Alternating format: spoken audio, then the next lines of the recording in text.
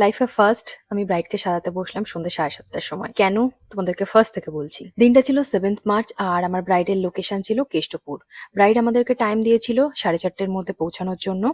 আর আমি আর পূরবী ঠিক টাইমেই আমরা পৌঁছে গেছিলাম। কিন্তু ব্রাইডকে অনবরত কল করার পরেও ব্রাইড রিসিভ করতে পারেনি, কারণ ও তখনও গায়ে হলুদ চলছিল। তো আমরা রুমসে ওর জন্য ওয়েট করছিলাম। আর ও এসে পৌঁছালো 6টার সময়। তখন ও বললো গ্রুমের বাড়ি থেকে একটা রিচুয়ালস এখনো বাকি আছে। তো অনেকক্ষণে ওয়েট করলো। দেন আমিই বললাম যে আর টাইম ওয়েস্ট না করে তুমি হেয়ারটা করা অন্তত স্টার্ট করো, যদি মনে হয় তো মাঝখানে উঠে চলে যাও। তো হেয়ারটা কমপ্লিট করে ও এগেইন আবার রিচুয়ালস এর জন্য চলে গেল।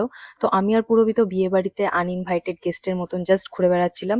দেন ওর রিচুয়ালসটা কমপ্লিট হতেই আমরা ওকে সাজাতে বসে গেলাম। যেহেতু এই বিয়েটা ইন্টারকাস্ট ম্যারেজ ছিল, তো সেই জন্য ব্রাইড লিটারালি সকাল থেকে জাস্ট ভোরবেলা থেকে দুটো বাড়ির নিয়ম পালন করতে করতে জাস্ট টায়ার্ড হয়ে গেছিল মেয়েটা।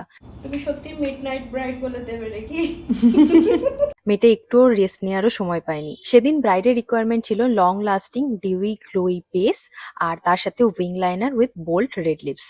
যেহেতু এই শাড়িটা পরে ও বিয়েতে বসবে না, ওর সিঁদুরদানের জন্য আলাদা শাড়ি আছে, তো সেই জন্য ও জুয়েলারি গুলো কিছুটা গোল্ডেন আর পার্ল সেভাবে চুজ করেছিল যাতে দুটো শাড়ির সাথেই মানিয়ে যায়। হেয়ার স্টাইল আমি ব্রাইডকে বলেছিলাম একটু ফোলানো বা ফ্লাফি কোনো হেয়ার করতে, বাট ব্রাইডের চয়েস ছিল এরকমই হেয়ার করার। মাথায় মাংটিকাটা ইউজ করা হয়েছে, সেটা হচ্ছে ওর একটা চোকার।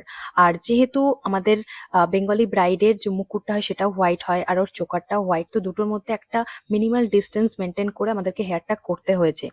আর কলকাটা ব্রাইড যেটা দেখিয়ে দিয়েছিল পূরবী ওকে সেটাই করে দিয়েছিল। তো ফাইনাল লুকটা ব্রাইডের কেমন লাগলো ব্রাইডের মুখ থেকে শুনুন। তোমার কেমন লাগছে নিজেকে? খুব সুন্দর লাগছে। কোন ঠাকুর লাগছে?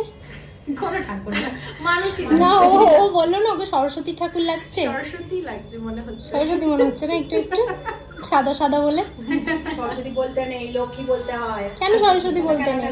না। শিক্ষিত ঠাকুর তো। না, শিক্ষিত হলে কি হবে? না, লক্ষ্মী তো এমনি। অবিবাহিত ওই জন্য। হ্যাঁ, আজকে বিয়ে করবে না, এই ও তো লক্ষ্মী কি ঠাকুর বলতে হয়েছে? হবে আজকে। আজকেও মা রিলেশনশিপ স্ট্যাটাসটাই তো সব। একদম।